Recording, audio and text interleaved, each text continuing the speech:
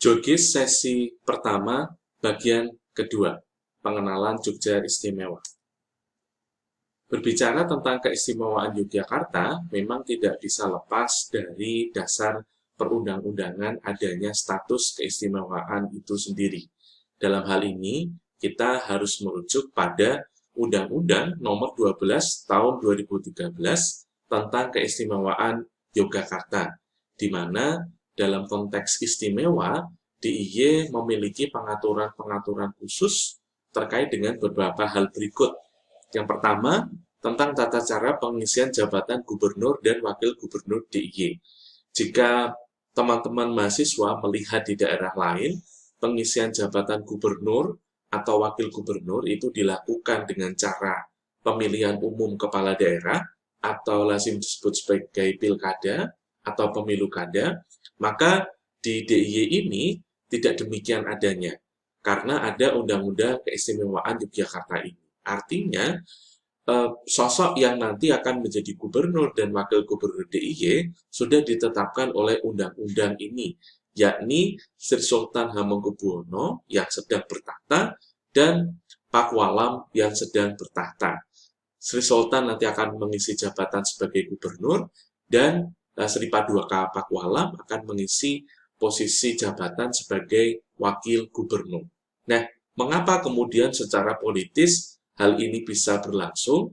Karena sejarah dari keistimewaan Yogyakarta ini sendiri, di mana pada saat Yogyakarta sebagai sebuah kerajaan dipimpin oleh Hamengkubuwono ke-9, Yogyakarta mengakui sekaligus juga memberikan kepercayaan kepada negara Republik Indonesia yang pada saat itu masih berumur jagung ya, dalam bentuk maklumat kerajaan di tahun 1946, di mana memang Yogyakarta memberikan pengakuan kedaulatan Republik Indonesia dan juga menyatakan bergabung di dalamnya. Nah, pernyataan bergabung di dalamnya ini kemudian direspon oleh pemerintah Indonesia pada saat itu yang sudah terbentuk dari proklamasi tahun 1945, di mana Presiden Soekarno pada saat itu langsung memberikan respon dalam bentuk penyediaan atau pemberian status istimewa kepada Yogyakarta, di mana salah satunya yang sudah diatur sebetulnya sejak dulu adalah jabatan yang nanti melekat kepada Sri Sultan dan Sri Paduka Pakualam, yakni jabatan gubernur dan wakil gubernur. Maka poin pertama tentang tata cara pengisian jabatan gubernur dan wakil gubernur sesuai dengan Undang-Undang Keistimewaan itu selalu melekat pada Sri Sultan dan Sri Paduka Pakualam yang sedang bertahta pada saat itu. Kemudian yang kedua, hal istimewa berikutnya yang diatur di dalam undang-undang ini adalah kelembagaan pemerintah daerah Yogyakarta sebagai sebuah provinsi. Jadi ketika kelembagaan di provinsi-provinsi lain itu memiliki nomenklatur yang sama satu sama lain, misalnya penyebutan posisi-posisi yang ada di dalam jajaran gubernur, ada di jajaran dinas, sampai ke bawah pada level kelurahan, nama-namanya akan selalu sama, namun tidak demikian dengan Yogyakarta.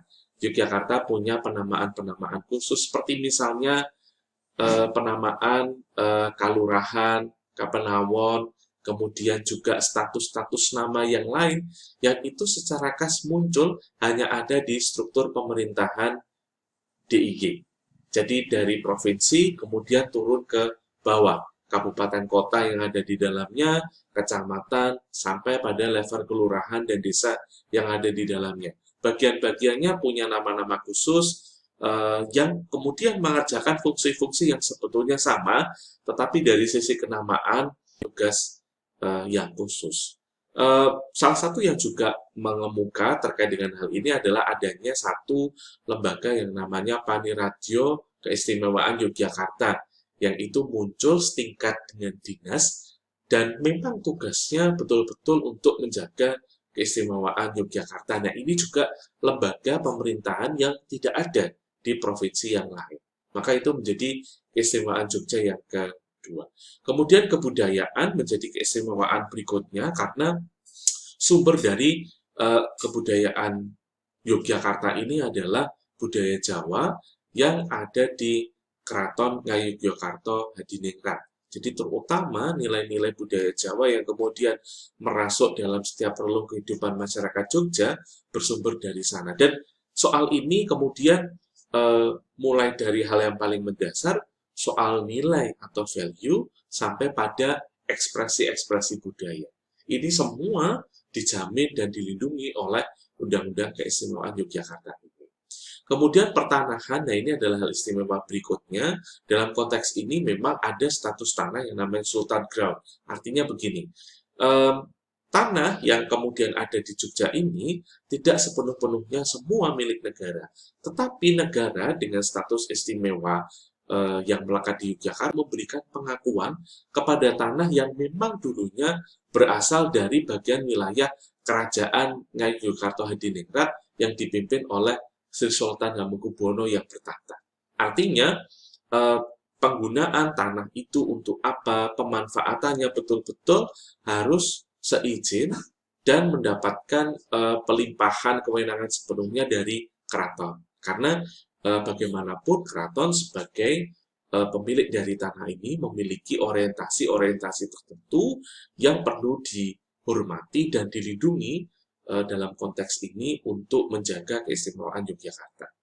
Dan terakhir, hal keistimewaan berikutnya adalah tata ruang. Dalam hal ini Yogyakarta memang menganut tata ruang yang mengacu pada kebudayaan Jawa yang sumbernya adalah Keraton Yogyakarta Hadiningrat, di mana ada bangunan-bangunan tertentu yang masuk dalam kategori cagar budaya, terutama misalnya bangunan keraton, juga bangunan-bangunan lain yang memang perlu dijaga kelestariannya menjadi bagian dari kekayaan Yogyakarta yang tentu saja menjadi bagian dari kekayaan Indonesia. Jadi ini adalah hal-hal yang kemudian diatur dalam Undang-Undang Keistimewaan yang muncul di Undang-Undang Nomor 12 Tahun 2013 tentang keistimewaan DIY ini sendiri. Dan secara lebih lanjut, saya bisa tunjukkan ini adalah poin-poin yang kemudian mengatur tentang bagaimana pengisian jabatan itu dilakukan. Jadi disebutkan di nomor 1 poin C, bertahta sebagai Sultan Hamengkubuwono untuk calon gubernur dan bertahta sebagai Adipati Pakualam untuk calon wakil gubernur. Jadi ini sifatnya mengingat dan siapapun nanti yang bertahta sebagai Sultan dan sebagai Pakualam, itulah yang akan menjadi gubernur dan wakil gubernur. Kemudian terkait dengan tata ruang yang tadi saya singgung, ini saya perjelas lagi bahwa di dalam Yogyakarta itu terdapat beberapa pemikiran yang secara filosofis kemudian bisa dijelaskan.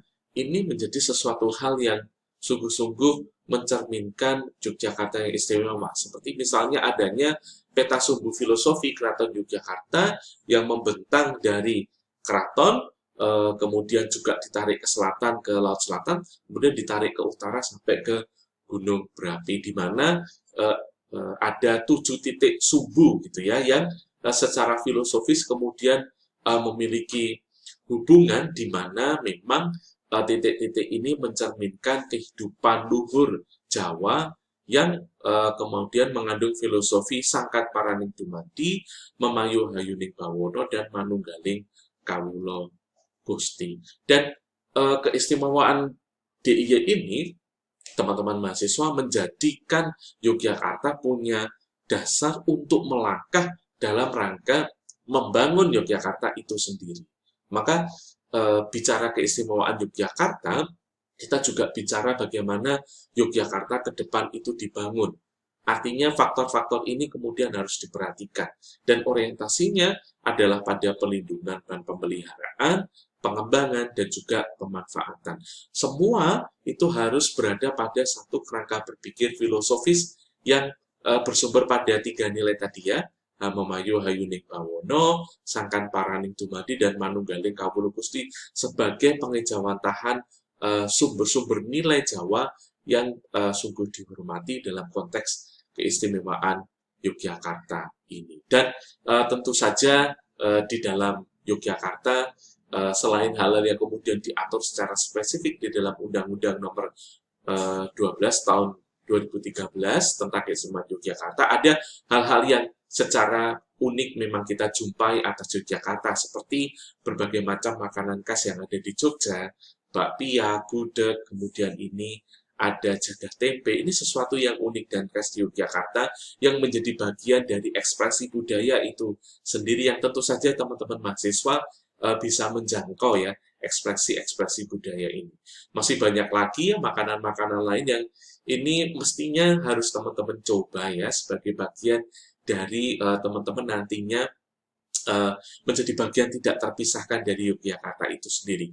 Ada kipo, yangko, geblek, growol, tiwul yang ini tersebar di seluruh Yogyakarta. Jadi tidak hanya ngumpul di tengah ya, di kota Jogja saja, tetapi misalnya geblek akan bisa Anda temukan di Kulon Progo, tiwul, growol akan banyak di Gunung Kidul, kipo itu akan bisa Anda temukan di satu wilayah di kota gede yang paling banyak ya sebagai produsen kipo. Walaupun ini secara umum banyak dibuat oleh masyarakat Yogyakarta pada umumnya. Dan dalam konteks ini, pemerintah daerah tentu memfasilitasi sehingga betul-betul semuanya dapat berjalan dengan baik dan lancar, keistimewaan Yogyakarta terjaga, dan seluruh proses pembangunan mengarah pada terjaganya keistimewaan Yogyakarta itu sendiri. Demikian sesi pertama bagian kedua tentang pengenalan keistimewaan Yogyakarta. Terima kasih.